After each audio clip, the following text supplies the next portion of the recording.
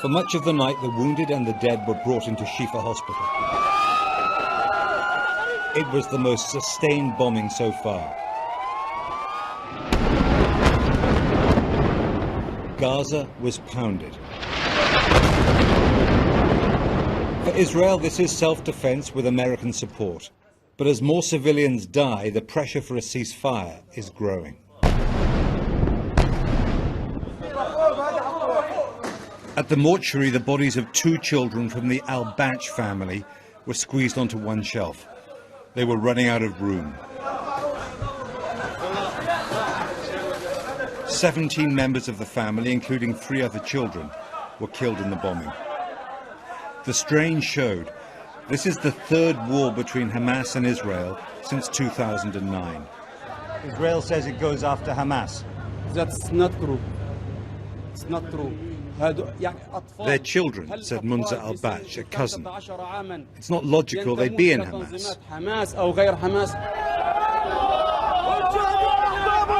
Every time Israel kills Palestinians, especially civilians, Hamas gets a boost of popularity. Now, Israel is not trying to win any friends here, but it does want to weaken Hamas as an organization.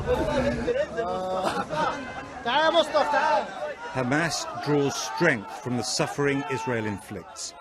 When the Israelis say they're retaliating for attacks on their civilians, so Hamas is responsible, no Palestinian listens. North of Gaza City, most people left their homes after Israel warned it might expand its operations. Mohammed Maruf and some of his family were moving after the Israeli deadline. The shelling was close. The displaced families, just as in the last 2 wars, are in UN schools. They settled in as if it was part of their regular routine. At times like this in Gaza, life and death are overshadowed by one reality. Almost 70 years of conflict with Israel, and no prospect it will end. Mr. Maruf, who's a strawberry farmer, has 9 children and more than 100 grandchildren. He rejected Israel's claims that Hamas uses civilians as human shields. It's not true.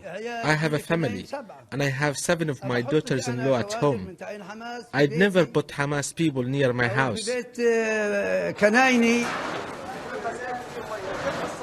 Back at the mortuary, they were cleaning up the blood, getting ready for another hard night. The chances are that this war, like the last 2, will end with a ceasefire. But not yet.